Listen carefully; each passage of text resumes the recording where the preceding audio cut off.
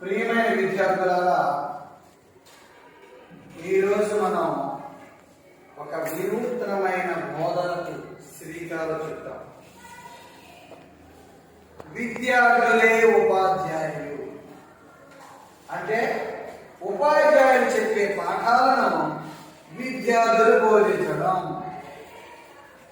ఇది కొంతమందితో ప్రారంభించాం.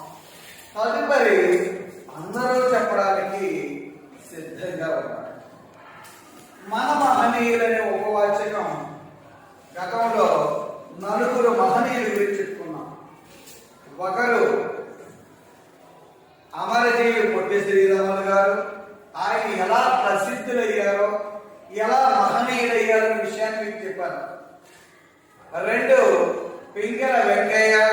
ఆయన కూడా ఎలా మహనీయులయ్యారు, వారిని ఎలా ఆదర్శంగా తీసుకోవాలో చెప్పడం జరిగింది. మూడు, పైడమర్రి వెంకట సుబ్బారావు. ఆయన ఎలా ప్రసిద్ధులైన విషయం మీకు చెప్పడం జరిగింది.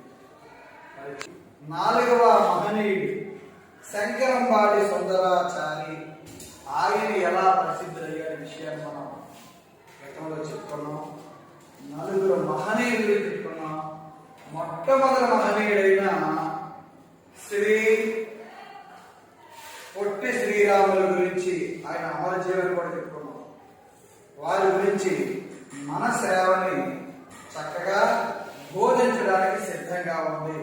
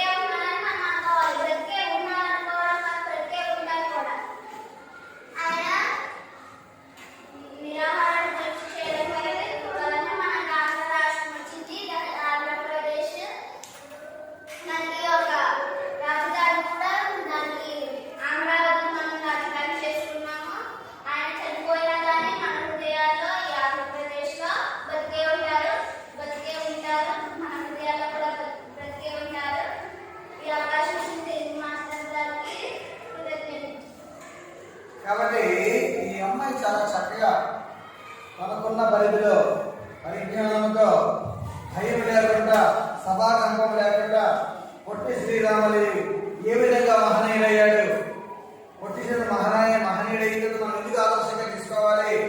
ఈ రోజు మనల్ని అందరినీ కూడా ఆంధ్రులని ఎలాంటి గౌరవంగా బ్రతుకుతున్నాం, ఆంధ్రప్రదేశ్ ఏర్పాటు చేసుకున్నాం. ఆంధ్రప్రదేశ్ ఉన్నంత వరకు కూడా పొట్టి శ్రీరాములు బ్రతికే ఉంటారు, ఆయన అమరజీవి అని మన శ్రావణి చాలా చక్కగా చెప్పింది. మన అమ్మాయి అభినందించారు కదా. మన మహనీయులు పాఠ్యాంశ బోధనలో విద్యార్థులు కూడా మమేకం అవ్వడం ఒక వినూత్నమైన బోధనగా ఉంది. ఇందులో భాగంగానే మన శ్రావణి బోధించడం జరిగింది. ఇప్పుడు అదే తరహాలో మన మణి రావడానికి సిద్ధంగా ఉంది. ఆమె పింగళ వెంకయ్య యొక్క మహనీయుడు ఎలా అయ్యాడనే విషయాన్ని బోధిస్తుంది.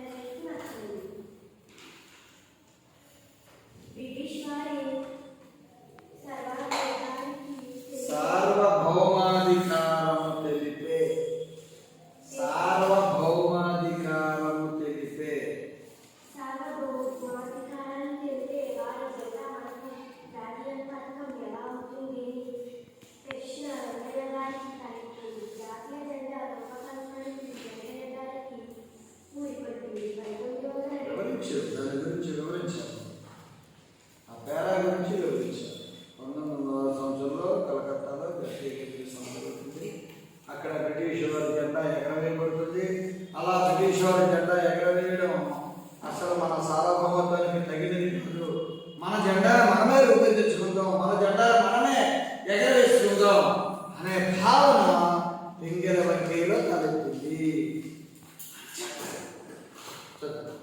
1921 సంవత్సరంలో విజయవాడలో జరిగిన అఖిల భారతీయ కాంగ్రెస్ సమావేశంలో గాంధీజీ పింగళ వెంకయ్యను జాతీయ పతాకం చిత్రించి ఇవ్వమని అడిగారు. గాంధీ గారు పింగళ వెంకయ్యను జాతీయ జెండా చిత్రించి ఇవ్వమని అడిగారు. 3 రంగుల వాయువ్యలో జెండాను రూపొందించారు. 3 గంటల సమయంలోనే పింగళ వెంకయ్య జెండాను రూపొందించి ఇచ్చాడు. జెండాలో కాపాడే త్యాగానికి, దేశభక్తికి, ప్రతిగత తెలుగులోని శాంతికి, సత్యానికి, సింహంలో ఆలోచనకు, సమృద్ధికి, నమ్మకానికి గుర్తుగా వీరు త్రివర్ణ పథకాన్ని రూపొందించారు. త్రివర్ణ పథకం అంటే త్రివర్ణ పథకం అంటే ఏంటమ్మా అని అడగాలి. త్రివర్ణ పథకం అంటే ఏంటి? త్రివర్ణ 3 రంగుల జెండా. త్రివర్ణ వర్ణం అంటే రంగు, 3 అంటే 3 కదా. 3 రంగుల జెండాని ఇవ్వమని ఆదేశించడం జరిగింది. చక్కగా వీళ్ళు 3 రంగులు ఏర్పాటు చేశారు నాగేశ్వరి. ఒకటేమో కాషాయం, 2 ఏమో తెలుపు, 3 ఏమో ఆకుపచ్చ. కాషాయం త్యాగానికి, దేశానికి, దేశభక్తికి ఉపయోగం ప్రతీకను ఇస్తుంది. తెలుపు శాంతికి, బాధ్యతకు చిహ్నంగా, అదేవిధంగా ఆకుపచ్చ సస్యశ్యామలంగా భారతదేశంలో ఒక విధంగా ఉండడానికి, పంటలు పండడానికి ఒక చిహ్నంగా కూడా ఉందని చెప్పాలి. ఈ పథకం మధ్యలో మొదటి పతాకం, పథకం కాదమ్మా, పతాకం. పతాకం మధ్యలో మొదట రాట్నం ఉండేది. తరువాత దాని స్థానంలో అశోక చక్రం ఉంటుంది. అంటే జెండా మధ్యలో ఇదివరకు బ్రిటిష్ వాళ్ళు రాట్నం ఉండేది. బ్రిటిష్ వాళ్ళు కాదు రాట్నం, మనదే. గాంధీ గారు రాట్నం అంటే నూలు ఉడకడానికి, అంటే నూలు వస్త్రాలు, చేనేత వస్త్రాలన్నీ కూడా చేయడానికి రాట్నం ఉపయోగించేవారు. గాంధీ గారు తన బట్టలు తానే నేర్చుకునేవారు, కొనుక్కునేవారు కదా. తన బట్టలు తానే నేర్చుకొని ఆ బట్టలే ధరించేవారు. స్వదేశ బట్టలను ఉపయోగించాలి. ఇప్పుడు మనం ఉపయోగిస్తున్నవి విదేశీయులు. ఇప్పుడు మనం కూడా దాన్ని ఉపయోగించుకొని మనం కూడా తయారు చేసుకునే కాబట్టి వేసుకోవచ్చు. బ్రిటిష్ వారి కాలంలో ఈ బట్టలు వేసుకోకూడదు. కాటనం, చేనేత అవి మాత్రమే ధరించాలి. దానికి చిహ్నమే రాట్నం. ఆ రాట్నం ఉండేది. రాట్న స్థానంలో అశోక ధర్మ చక్రం అనేది వచ్చింది. అలా చెప్పాలి. భారతీయులందరికీ ఉద్యమ స్ఫూర్తిని కలిగించి స్వాతంత్రోద్యమ కొరకు ఏకతాటిపై తేగలిగింది మన జెండాయే. మన జాతీయ జెండా రూపకర్త మన ఆంధ్రుడు అవడం మన గర్వకారణం. నిరాడంబర జీవితం, నిస్వార్థ సేవ తత్పరత జయంగా బ్రతికిన వీరు 4/7/1963న స్వర్గస్థులయ్యారు. వారు మన మధ్య లేకపోవడం, వారు రూపొందించిన జాతీయ పతాకం ప్రతి భారతీయుని గుండె ఉప్పొంగిలా, జాతి సగర్వంగా తలెత్తుకునేలా ఆ చంద్రాకం రెపరెపలాడుతూనే ఉంటుంది. వారు రూపొందించిన జెండా మన గుండెలో ఉంది. ఆ చంద్రాకం చంద్రుడు, సూర్యుడు ఉన్నంత వరకు కూడా జాతీయ జెండా ఉంటుంది. జాతీయ పండుగ దినాల్లో జాతీయ జెండా ఎగరవేయబడుతుంది. ఉదాహరణకు ఆగస్టు 15 నాడు జాతీయ జెండా ఎగరవేసుకుంటాం. మనం ఎంతో ఉత్సాహం అనేది పొందుతుంది. ఆ జెండా రెపరెపలాడుతుంటే మన గుండె ఆహా మన జెండా ఎంత గొప్పదిరా అనిపించే విధంగా ఉంటుంది. రిపబ్లిక్ డే జెండా ఎగరవేసుకుంటాం. అప్పుడు కూడా మన గుండె ఉప్పొంగిపోతూ ఉంటుంది. అలా చెప్పాలి. కాబట్టి మన మనీ చక్కగా చదివి చెప్పడానికి చిరు ప్రయత్నం చేస్తుంది. మరి ఆ ప్రయత్నాన్ని మనం కూడా అభినందించాలి కదమ్మా.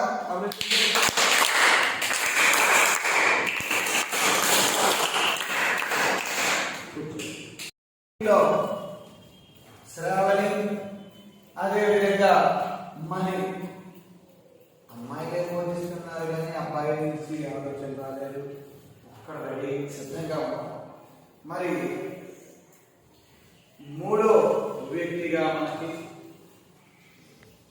వారి యొక్క విశేషం చెప్పడానికి వారే పైడిమర్రి వెంకట సుబ్బారావు అనగానే భారతదేశము నా మాతృభూమి, భారతీయులందరూ నా సహోదరులు అనే ప్రతిజ్ఞ రూపశిల్పైనటువంటి వారి గురించి చెప్పడానికి మన దుర్గా రావడానికి సిద్ధంగా ఉంది. రావడం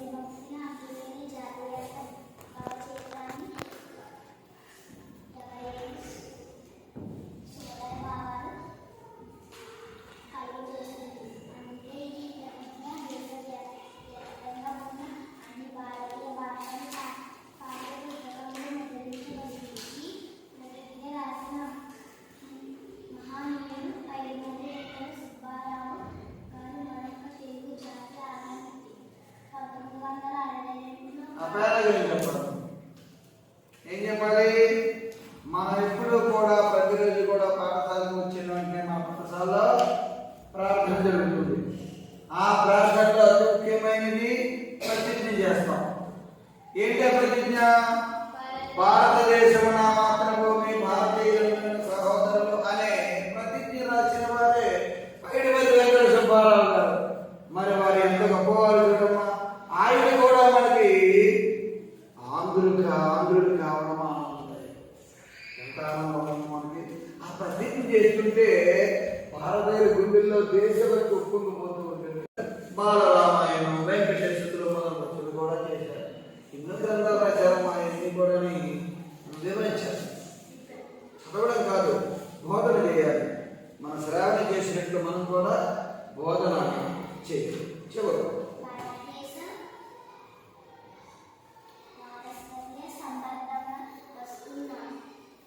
భారతదేశ వారసత్వ సంపదగా వస్తున్న సాంస్కృతిక సామాజిక విలువను కాపాడడం భావి భారత పౌరుల ప్రథమ కర్తవ్యం.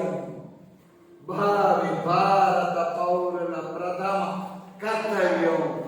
చదువుతూ ఉంటేనే అర్థమైపోవాలి. చదువుతూ ఉంటేనే అర్థమవ్వాలి. ఉత్సాహం ఉప్పొంగాలి, దేశభక్తి పరిమిల్లాలి, ఆనందం రావాలి. పైడిమల్లి వెంకట సుబ్బారావు ఎంత గొప్పవారా, మనకు ప్రతిజ్ఞ కూడా అందించారా అనే భావన మీరు. కాబట్టి ఓ ప్రయత్నం చేసింది మన దగ్గర, ఓ చిరు ప్రయత్నం.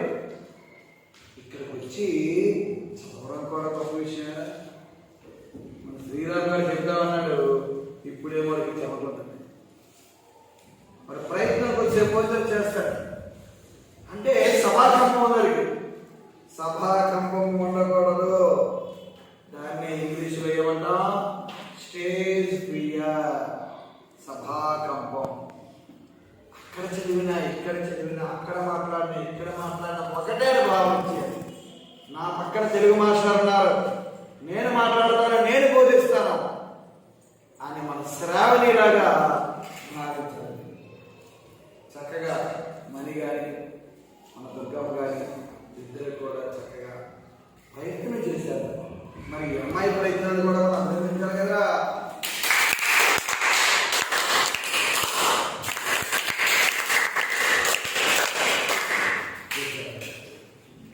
మన మహనీయుల పాఠ్యాంశంలో భాగంగా ఒక వినూత్న బోధనలో విద్యార్థులు చక్కగా వారి వారి పరిధిలో చెప్పడం జరిగింది. మరి అదేవిధంగా విద్యార్థి కూడా రావడానికి సిద్ధంగా ఉంటూ రావడానికి భయపడుతున్నారు. వారి స్థానంలో మరలా మన శ్రావణి రావడానికి సిద్ధంగా ఉంది. మరి ముందు పాఠ్యాంశంలో శ్రావణి అమరజీవి పొట్టి శ్రీరామ్ గురించి చక్కగా వివరించింది. తర్వాత పింగళ వెంకటి గురించి మనీ వివరించింది. అదేవిధంగా పైడిమల్లి వెంకట సుబ్బారావు గురించి మన దుర్గా కూడా తనకున్న పరిజ్ఞానం వివరించడం జరిగింది. మరి నాలుగవ మహనీయ వ్యక్తి సుందర కవి శంకరవాడి సుందరాచారి గురించి నాగేంద్ర చెబుతాడు అనుకున్నాం. వాడు స్కూల్కి రాలేదు. మన శ్రీరామ గారు చెప్పడానికి సిద్ధంగా ఉంటూ ఎందుకు సభాకంపం మీద ఇక్కడ రావడానికి భయపడుతున్నాడు. వాడి స్థానంలో మరలా శ్రావణి చెప్పడానికి సిద్ధంగా ఉంది. రామ. ముందుగా అందరికీ నా శుభ మధ్యాహ్నం. నేను ఈరోజు సుందర కవి శంకరవాడి సుందరాచార్య గారి గురించి చెప్పబోతున్నాను. బెనారస్ విశ్వవిద్యాలయంలో సాయంత్రం 4 గంటలకు తెలుగు విద్యార్థులందరూ సమావేశమై వస్తున్న అతిథి కోసం ఎదురు చూస్తున్నారు. చెప్పిన సమయం 4 దాటిపోయింది. 4:30, 5, 5:30 మనిషి అంతులేడు.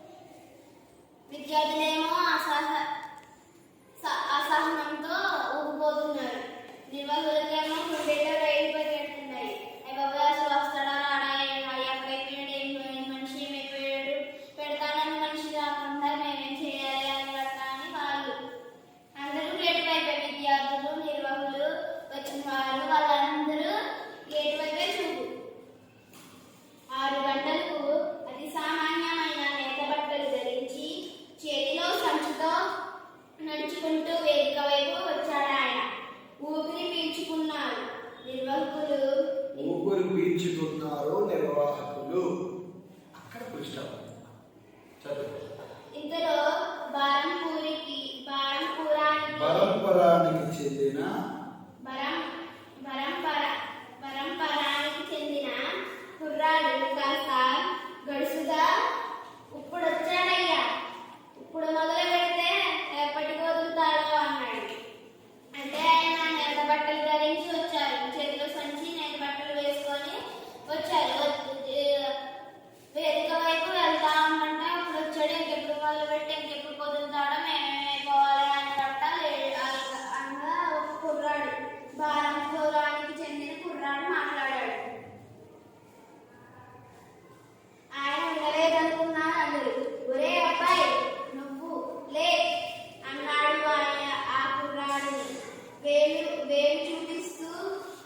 ఇప్పుడు మొదలు పెడితే ఎప్పటికి వదులుతాడో అన్నది నువ్వే కదా. నేను మాట్లాడడం ప్రారంభించి ఆపేలోపు నీ అంతట నువ్వే లేచి వెళ్ళగలిగితే వెళ్ళిపో, సవాల్ అన్నాడు ఆయన. అప్పుడు మనకేమన్నా అంటే మనకు కోపం వస్తుంది. ఇప్పుడు మనం స్కూల్లో ఉన్నప్పుడు మనం ఏమన్నా అంటే మన టీచర్ ఉపాధ్యాయుల దగ్గరికి వెళ్ళి మనం చెప్పుకుంటాం, వీళ్ళు అంటున్నారు కానీ పలాలు వాడేలా అంటున్నాడని. ఆయన అలా చెప్పుకోలే, వేలు పెట్టి నువ్వులే ఎందుకన్నా నన్ను ఎలా అని ఆయన తనని సవాల్ చేసి బెదిరించి నేను మాట్లాడేలోపు వెళ్ళిపోతే వెళ్ళిపో లేదా ఉండు అని ఆయన అన్నాడు. ఎవరిని? పరంపర కుర్రాడు. మరి మన వివేక్ లాంటి వాడు పరంపర కుర్రాడు, అసలు భయపడకుండా మాట్లాడేస్తాడు. వివేక్ భయపడ్డ ఏ విషయంలో కూడా నువ్వేనన్నా రాయలాచారు. మన పరంపర కుర్రాడు వీడు.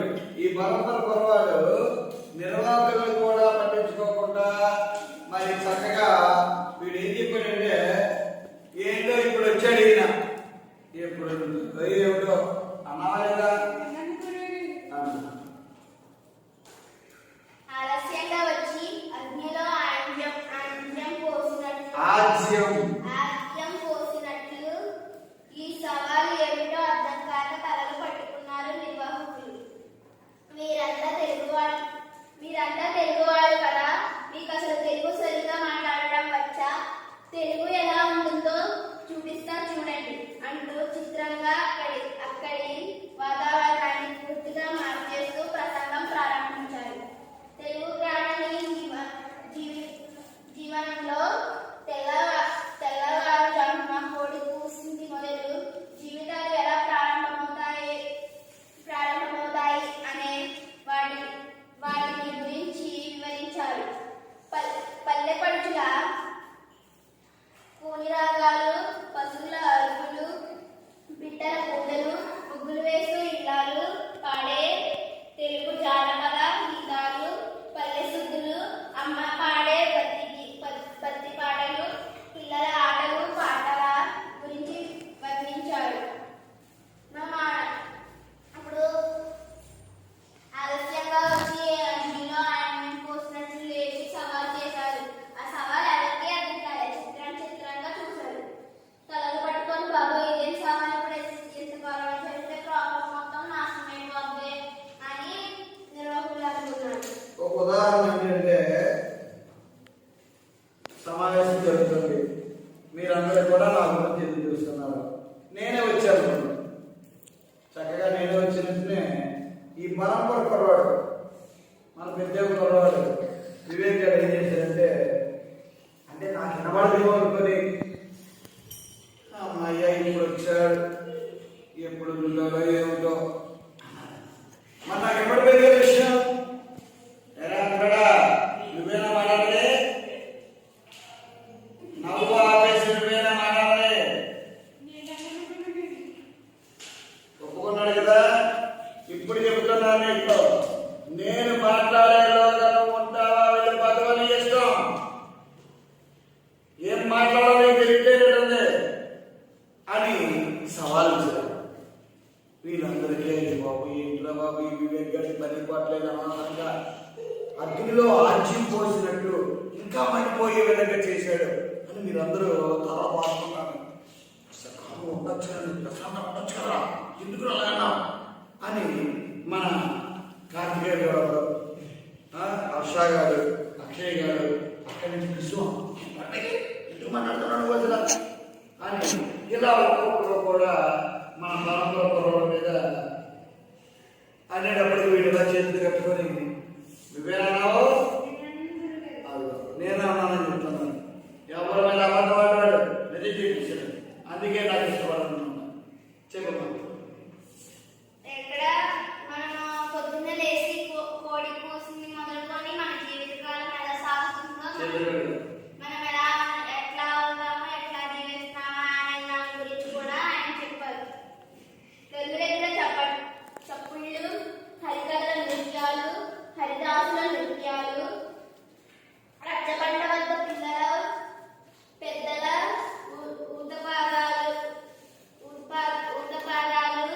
ఊతపదాలు ఒకటేమిటి తెలుగు ప్రజలు సజీవ భాష భాగవంత ఆట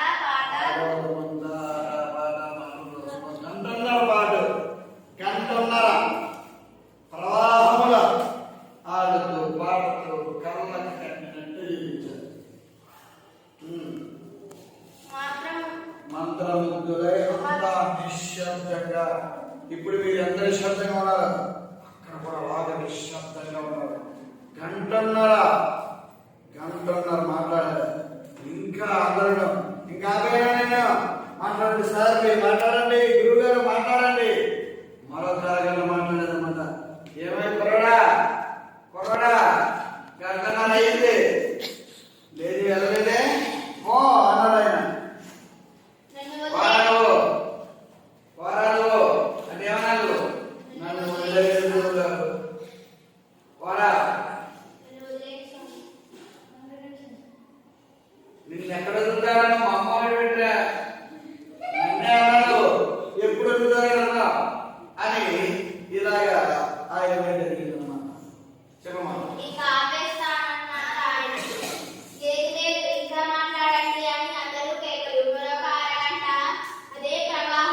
చూసారా, మరొక అరగంట ఆకాశం గంట ఆపదు. ఎందుకంటే ఆయన మాటలు చాలా అద్భుతంగా ఉన్నాయి, వినాలని వస్తుంది.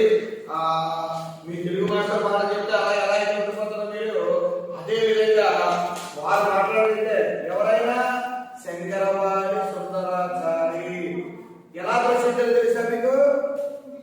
మా తెలుగు తల్లికి మల్లెపూలు, మా కన్న తల్లికి మంగళారతులు అనే గేయాలు రాసిన మహనీయుడైన వారి గురించి చెప్తుంది మన శ్రావణి. చెప్పమ్మా. శంకరన్ బాడి సుందరాచార్య గారు రచించిన మా తెలుగు తల్లికి మనం రోజు ప్రార్థన గీతంగా పాడుకుంటున్నాం. ఆయన తెలుగు భాషగా రాసిన మా తెలుగు తల్లికి గేయాన్ని మన తెలుగు వారి గుండెల్లో ఆయన ఎప్పుడూ నిలిచి ఉంటారు. ఈ సమయం ఇచ్చిన తెలుగు ఉపాధ్యాయుల వారికి అందరికీ నా ధన్యవాదాలు.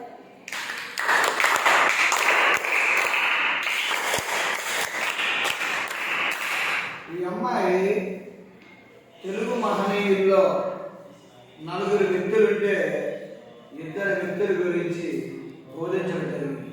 ఎలా బోధన చేయాలనే తెలిపిన తర్వాత చక్కగా బోధించింది. మరి ఈ అమ్మాయిని మరొకసారి మనం అభినందిద్దాం.